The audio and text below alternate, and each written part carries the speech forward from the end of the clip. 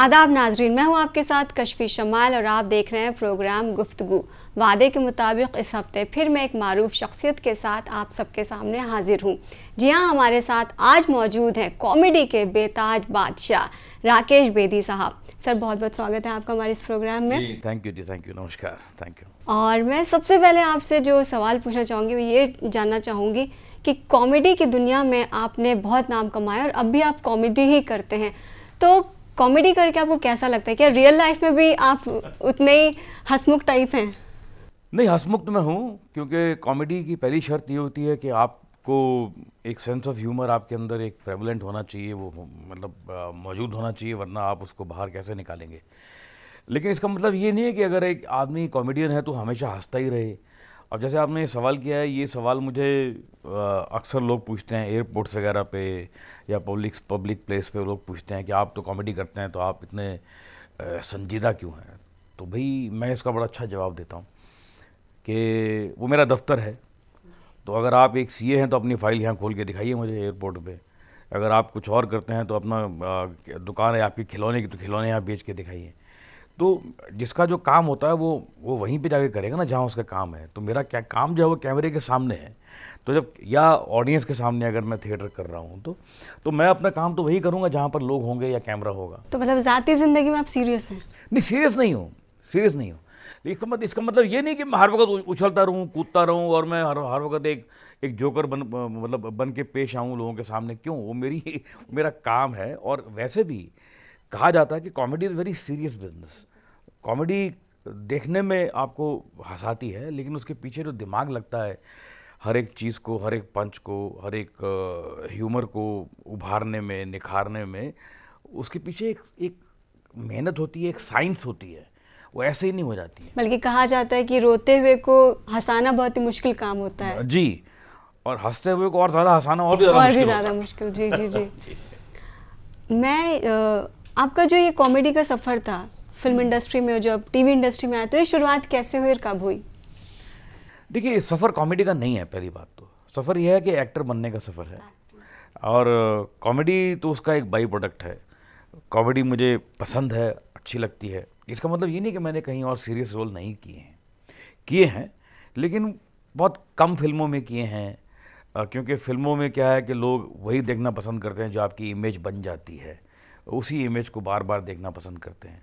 तो अगर कोई उसको इमेज को तोड़ता है तो लोग उसको लाइक नहीं करते उस बात को।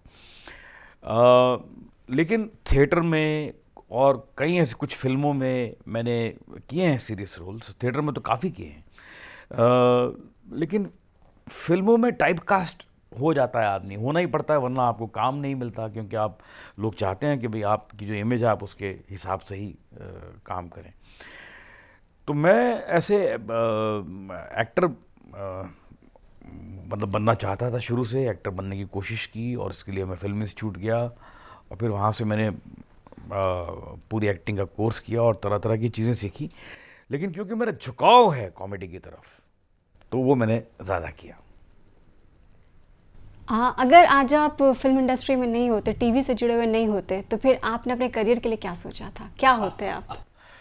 देखिए, मैं ये कह सकता हूँ कि तकरीबन हर आदमी का एक प्लान बी होता है, लेकिन मेरे केस में कोई प्लान बी मैंने सोचा ही नहीं था, क्योंकि मैंने सोचा था कि मैंने यही काम करना है, मैं एक्टर ही बनूंगा और एक्टिंग ही करूंगा, और अपने इस क्राफ्ट को, जो भी मुझे आता है, इसको और निखारूंगा, जब मेहनत करूंगा ताकि मैं और सीखूं। और मैंने वही किया। और सीखता इंसान अगर चाहे तो हर वक्त सीखता रहता है, और सीखना भी चाहिए।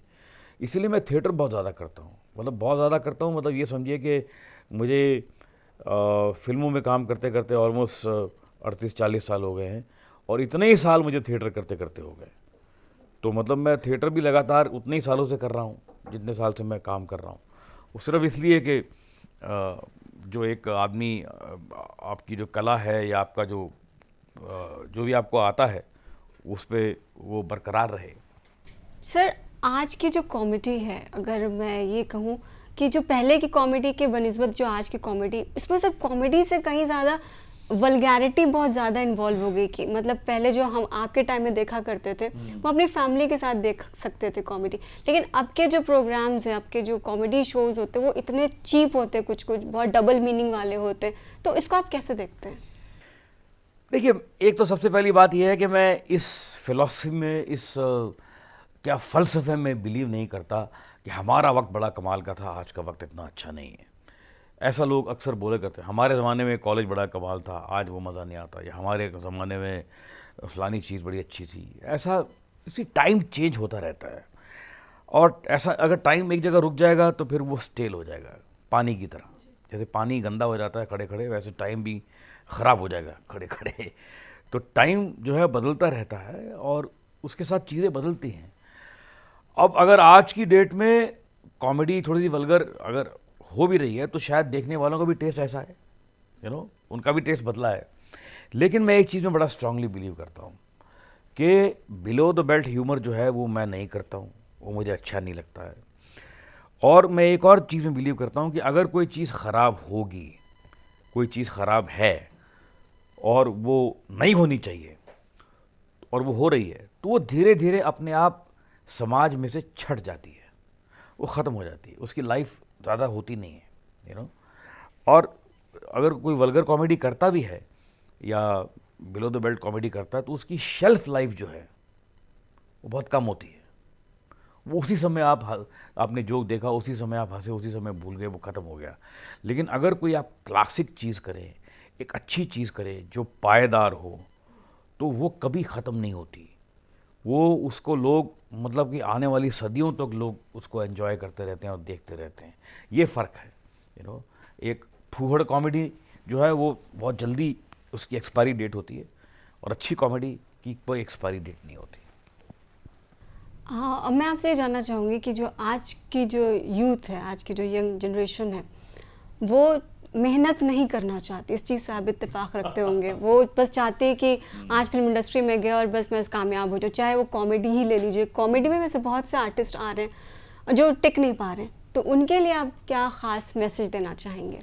आपने अच्छा सवाल किया और उसका जवाब मैं यही देना चाहूँगा कि देखिए, जैसे आपने कहा कि यूथ जो है वो इम्पेशेंट है, टाइम कम है, और टाइम तो है लेकिन उनको लगता है कि टाइम कम है, पेशेंस नहीं है, टाइम मैनेजमेंट नहीं आता आज के यूथ टाइम को। मैनेजमेंट नहीं है, सब्र नहीं है। बिल्कुल। और बिना सब्र के इस लाइन में कुछ नहीं हो सकता। हर आदमी स्टारडम को देखता है, यानी कि ऊपर, सीढ़ी के ऊपर। सीढ़ी नहीं देखते। सीढ़ी के पहले पायदान को तो देखो पहले, तो पहले पायदान पे पाँव रखोगे तब दूसरे पे, फिर तीसरे पे, फिर चौथे पे, फिर स्टारडम तो एकदम टॉप पर है। और मैं ऐसा मानता हूं कि स्टारडम जो है वो आपके काम का बाई प्रोडक्ट है। अगर आप अच्छा काम करेंगे तो आपको स्टारडम मिलेगा, लेकिन अगर आप स्टारडम के पीछे भागते रहेंगे तो आप अच्छा काम करना भूल जाएंगे, या अच्छे काम की तरफ आपका ध्यान नहीं होगा, आप कंसंट्रेट नहीं कर पाएंगे, तो आपको स्टारडम मिल ही नहीं सकता। आप समझ रहे हैं? आप स्टारडम का मतलब यह है कि आप जाने जाएं, आप पहचाने जाएं। ये है ना स्टारडम। क्या स्टारडम क्या होता है? कि सब मुझे जाने, सब मुझे मेरे जाने के भी मैं कौन हूँ, मुझे पहचाने, मैं पब्लिक प्लेस में जाऊँ तो लोग मुझे घेरें, मेरे ऑटोग्राफ लें, मेरे साथ फ़ोटो खिंचाएं। यही स्टारडम है ना, करेक्ट? लेकिन ये किससे आएगा?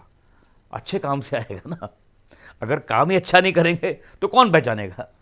तो ये एक स्टारडम जो है वो एक बाई प्रोडक्ट है आपके काम का। ये बात समझनी बहुत ज़रूरी है आज की जनरेशन को। स्टारडम ऐसे नहीं मिल जाता है।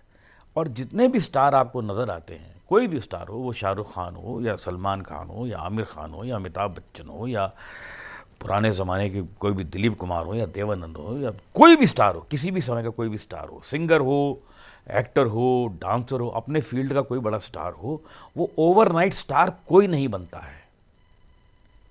ओवरनाइट स्टार कोई नहीं बनता है, ऐसी आपकी फीलिंग होती है। अब सडनली आपको वो स्टार दिखना शुरू होता है तो आपको लगता है ये कल ही बना है, ये कल से चमक रहा है, लेकिन कल से नहीं चमक रहा वो। उसके पहले कितनी स्ट्रगल उसने की। ऐसे कितने स्टार हैं, जैसे अभी एग्जांपल मैं देता हूँ, एक लड़का आजकल बहुत चर्चित है, बहुत उनका नाम है नवाजुद्दीन सिद्दीकी, है ना। अब लोगों को तो लगता है कि सडनली वो आ गए हैं, सडनली नहीं आए हैं भाई। उनके पिछले 20 साल की फिल्में देखो आप, किसी में एक सीन का रोल है, किसी में आधे सीन का रोल है, किसी में खाली एक शॉट है।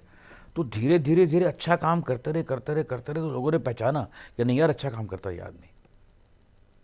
तो स्टारडम तो सडनली वो कोई कोई लकी होता है, कोई स्टार सन हुआ, एक पिक्चर स्टार ने अपने बेटे के लिए बना दी तो वो स्टार हो गया। लेकिन आपके टाइम में जो स्टार्स के भी बच्चे वो उतना अच्छा काम नहीं कर पा रहे हैं। नहीं, अगर अब जैसे आलिया भट्ट हैं, आलिया भट्ट अच्छा काम करती हैं तो स्टार है ना। वरना स्टार तो क्या करेगा, एक फिल्म में ब्रेक दे देगा आपको। स्टार जो अगर उसका बेटा अगर स्टार का बेटा है तो एक फिल्म में ब्रेक दे देगा, इतना ही कर सकता है ना। उसके बाद क्या होगा, उसके बाद तो आपका काम ही बोलेगा ना। सर जैसे अभी आपने कुछ देर पहले कहा कि कॉमेडियन बनना इतना आसान नहीं होता, क्योंकि किसी रोते हुए को हंसाना होता है और हंसते हुए को हंसाना और भी ज़्यादा मुश्किल होता है। तो आपको किसने इंस्पायर किया कॉमेडियन बनने पे? देखिए, मैं अपनी सारी ज़िंदगी कॉमेडी से बहुत इंस्पायर रहा हूँ, क्योंकि मैं बहुत ज़्यादा मैंने ह्यूमर किया है, बल्कि मेरा बहुत ज़्यादा काम मेरा थिएटर में रहा है। फिल्मों में तो ऑडियंस ने जो देखा है वो तो देखा ही है, और टीवी में भी देखा है, लेकिन मैं थिएटर बहुत ज़्यादा करता हूँ और बहुत अच्छे अच्छे कॉमेडी के नाटक किए हैं मैंने। मुझे जिस जिस शख्स ने बहुत ज़्यादा इंस्पायर किया ह्यूमर के लिए, वो है चार्ली चैपलिन, और मैं उनको आज भी देखता हूँ। अभी कुछ दिन पहले ही उनका बर्थडे था, तो मैंने पोस्ट भी डाला था कि आज मेरे गॉड का बर्थडे है, क्योंकि मैं उनको अपना भगवान मानता हूँ, क्योंकि मैंने बहुत सीखा है उस आदमी से। और उनसे सीखने के लिए कि स्कूल जाने की ज़रूरत नहीं, उनकी आप फिल्में देखो, और सिर्फ उनकी एक्टिंग नहीं है, उनकी एक्टिंग जो है ना, जो वो करते थे पर्दे पे जो आता था, वो एक सिंबल है, लेकिन जो उसके पीछे थॉट होता था कि जो फिल्म बनाई है, वो जो ट्रैम्प है उनका, जो कॉमन मैन है, वो किस मुश्किल से गुजरा है कि ह्यूमर क्रिएट हो रहा है, किस मुसीबत में है, कहाँ फंसा हुआ है जिसकी वजह से ह्यूमर क्रिएट हो रहा है। मैं वो चीज़ देखता था। उनकी एक्टिंग तो ऑब्वियस है, वो तो सामने दिखाई दे रही है कि वो फंस गए और वो भाग रहे हैं, तेज़ भाग रहे हैं और यहाँ गिरे वहाँ गिरे, वो नहीं, लेकिन थॉट क्या उसके पीछे, तो वो थॉट मुझे बहुत इंस्पायर करता था। अब भी मैं उनसे बहुत इंस्पायर्ड रहता हूँ। आप एक कॉमेडियन हैं और बहुत ही मारूफ कॉमेडियन हैं। मैं कॉमेडियन नहीं, मैं एक्टर हूँ। कॉमेडी तो मैं शौक से कर लेता हूँ। शौक क्या करते हैं। तो सर अगर आपको हिंदुस्तान का वजीर आजम बना दिया जाए एक दिन के लिए, तो अपनी कॉमेडी से आप फिल्म इंडस्ट्री में, बॉलीवुड में क्या चेंजेस लाना पसंद करेंगे? कॉमेडी से चेंजेस में अगर मुझे बना दिया जाए वजीर आजम, तो मैं सबसे पहले तो ये करूँगा कि मैं कोशिश ये करूँगा कि हर आदमी के चेहरे पे मुस्कान आए, है ना, हर आदमी के चेहरे पे। भले ही उसके लिए मुझे खुद पीएम के ऑफिस में कॉमेडी करनी पड़े, है ना, पीएम की चेयर पे बैठ के कॉमेडी करनी पड़े एज पीएम, लेकिन मैं चाहूँगा कि हर आदमी के चेहरे पे एक मुस्कान आए, क्योंकि चेहरे पे मुस्कान आना जो है वो एक बहुत बड़ा सिंबल होता है। अगर चेहरे पे मुस्कान है, इसका मतलब आप अंदर से भी ठीक हैं, आप अंदरूनी रूप से तंदुरुस्त हैं, आपकी जेब भी ठीक है, यू नो, और आपकी सेहत भी ठीक है, वरना मुस्कान इतने चेहरे पे आती नहीं है आजकल। लेकिन हमारे देश में एक समस्या और भी है। हमारे देश में समस्या ये है कि अगर कोई मुस्कुराता है तो लोग चाहते हैं कि कैसे इसको रुलाऊं, यू नो, तो लोग इस जद्दोजहद में लगे रहते हैं कि भाई सामने वाला हंस क्यों रहा है यार। तो वो भी एक हमारे यहाँ प्रॉब्लम है। आपके इतने सारे प्रोग्राम्स हैं, श्रीमान श्रीमती में इतनी अच्छी आपने एक्टिंग की, और एक प्रोग्राम आता था गुड़ी राम, ऐसे बहुत सारे प्रोग्राम्स। तो आपको एग्जांपल दूं मैं, आपने अभी कहा था कि अच्छी बुरी कॉमेडी में आजकल ऐसी कॉमेडी होती है, जो आपने नाम लिया अभी गुणी राम का। गुणी राम को आए हुए कम से कम नहीं तो 27-28 साल हो गए होंगे, है ना, इतने साल हो गए होंगे। और गुणी राम, आपको अभी देखिए टाइटल भी याद है, गुणी राम के 13 एपिसोड थे, सिर्फ 13 एपिसोड। और आज की डेट में किसी प्रोग्रामों के हज़ारों एपिसोड होते हैं, लेकिन आज भी आपने नाम लिया से मुझे बहुत लोग गुणी राम का नाम लेते हैं कि हमको सीरियल याद है। तो मैं ये कहना चाहता हूँ कि अच्छा काम हो तो उसकी शेल्फ लाइफ बहुत होती है। ऐसे बहुत से सीरियल है जो 4 से 5-5 साल चल रहे हैं, जब खत्म हो जाते कोई याद भी नहीं करता। सर बतौर कॉमेडियन आपको अपना काम कौन से प्रोग्राम में अच्छा लगा, कौन से सीरियल में अच्छा लगा था? आप यकीन मानिए, मैं शायद ऐसे बहुत ही कम एक्टर होंगे इस दुनिया में जो अपना काम मतलब नहीं देखते। मैं 90% अपना काम नहीं देखता। मैं मतलब ऐसा नहीं कि मैं जानबूझ के नहीं देखता, लेकिन मुझे लगता है कि मैंने काम कर दिया, हो गया, अच्छा किया या बुरा किया, मुझे उसी समय मालूम पड़ जाता है तकरीबन, और कैसा मैंने किया। तो मैं अपने काम को नहीं देखता। अगर देखना भी हो तो एक बार देख लिया, मैं बार बार नहीं देखता अपने काम को। मतलब मैं अपने आप से इम्प्रेस नहीं होना चाहता, कि यार मैंने ये कमाल कर दिया। मुझे कोई शौक़ नहीं है कि मैं देखूँगी, मैं चाहता हूँ कि मैं और लोग कमाल करें और मैं वो देखूँ। अपने काम से मैं क्यों इम्प्रेस हूँ, तो बार बार मैं नहीं देखता हूँ अपने काम को। आपके किसी सीरियल का कोई आपका फेवरेट डायलॉग जो आप बोल के बताएं हमारी ऑडियंस को? आपने नाम लिया था श्रीमान श्रीमती का, तो उसका एक, उसमें बड़ा एक मेरा अजीबोगरीब किरदार था, अगर आपको याद हो तो। वो दिलरुबा के नाम से मैं उसमें था, और थोड़ा सा वो जनाना भी है, हल्का सा हाथ उसका ऐसा रहता है, यहाँ लिपस्टिक लगी रहती है, पड़ोसन से मोहब्बत करता है ना। तो उसका स्टाइल ऐसा था कि कोके जी, मैं आपसे कभी बात नहीं करूंगा, आप कभी मेरी तरफ प्यार से नहीं देखती हैं, एक बार प्यार से देखिए ना। बहुत खूब। तो सर, कॉमेडी की तरफ झुकाव आपका कैसे रहा? आप मतलब नॉर्मल एक्टिंग में क्यों नहीं गए? देखिए, जब मैं फिल्म इंस्टीट्यूट से निकला जी। तो उस समय हमारे देश में तकरीबन फार्मूला फिल्में बनती थी कि हीरो जो है वो 6 फुट का होना चाहिए, हीरोइन ऐसी सुंदर दिखनी चाहिए, हीरो का बाप ऐसा दिखना चाहिए, तो मेरी हाइट तो थी नहीं कि मैं अपने आप को हीरो के लिए ट्राई करूं। और मुझे कोई क्यों लेगा हीरो, कोई क्यों मुझसे 50 लोग विलन पिटवाएगा, मैं पीट भी नहीं सकता, और कोई मुझसे क्यों गाने गवाएगा पेड़ों के पास घुमा घुमा के, मैं गा भी नहीं सकता। कोई मुझसे क्यों डांस करवाएगा, ये डांस भी नहीं आता। तो मेरे पास एक ही हथियार था कॉमेडी। तो मैंने कॉमेडी का सहारा लिया कि अगर मैं कॉमेडी नहीं करूंगा तो मुझे फिल्मों में काम नहीं मिलेगा। और मेरा उसकी तरफ झुकाव भी था, ऐसा नहीं कि झुकाव नहीं था, क्योंकि मैं थिएटर पहले से ही करता था और मुझे मालूम था कि ह्यूमर जो है उसमें बड़ी पावर होती है। आप ह्यूमर से बड़ी बात रियल लाइफ में भी, ऐसा नहीं कि सिर्फ फिल्मों में, रियल लाइफ में भी अगर आपका किसी से कुछ झगड़ा है या कुछ कहना चाहते हैं दिल की बात, उसको अगर आप कॉमेडी के एक कपड़े में लपेट के थप्पड़ मारेंगे ना, तो उसको मालूम नहीं पड़ेगा ये थप्पड़ था या प्यार था। सर, मेरा अब आपसे एक लास्ट क्वेश्चन है कि कभी ऐसे सिचुएशन आई आपकी ज़िंदगी में कि आपके दिल में बहुत दर्द है, बहुत तकलीफ है, आप किसी बात से बहुत हर्ट हैं, लेकिन आपको हंसना है और अपने या हंसाना है, हंसना भी है, और मतलब दर्द को जब्त करके, कब हुआ था ऐसा? देखिए, ऐसी सिचुएशन तो आती ही रहती है। अब हाँ, आती रहती है। नहीं, क्योंकि हर आदमी एक, देखिए, at basic level everybody is same. जो इमोशन मेरे अंदर हैं वही इमोशन सबके अंदर हैं। अब मैं कॉमेडियन हूँ तो मतलब ये थोड़ी कि मेरे अंदर सिर्फ हंसी का बटन लगा हुआ है, रोने का बटन लगा ही नहीं हुआ है। मैं कभी रोऊंगा ही नहीं, या मुझे कभी दुख नहीं होगा, या मुझे कोई दर्द नहीं होगा, या मेरे साथ कोई ऐसा हादसा नहीं होगा जो जिससे मुझे परेशानी हो। ये तो हो नहीं सकता ना। अब लेकिन मेरा काम ऐसा है कि मुझे वो सारे दर्द छुपा कर हंसाना है लोगों को। ऐसा हुआ था एक बार, मेरी मदर की डेथ हो गई थी और मैं काम कर रहा था, और मुझे उसके अगले ही दिन इमीडिएटली मुझे सिर्फ एक दिन का ब्रेक मिला, और मैं वहाँ एक फ़िल्म की शूटिंग कर रहा था जिसमें मैं अच्छा खासा कॉमेडी का रोल कर रहा था। और मुझे सिर्फ एक दिन में अपनी मदर की जो आके क्रीमेशन किया मैंने, और उसके बाद वापस अगले दिन मैं फिर चला गया काम के ऊपर। और मेरे पास मतलब कि बाकी सब लोग मेरे घर पे यहाँ पर एक मातम छाया हुआ था, जो भी था, उदास एटमॉस्फेयर था, लेकिन मैं अपने काम पे कॉमेडी कर रहा था। तो एक एक्टर की ज़िंदगी में, कॉमेडियन की ज़िंदगी में ऐसा वक्त आता है, क्योंकि हाँ, ये ऐसा ही है। देखिए, मैं ऐसा समझता हूँ कि अगर किसी की दुकान है, उसकी माँ मर गई, तो कल उसको दुकान खोलनी पड़ेगी ना, तो मैंने भी अपनी दुकान खोल ली।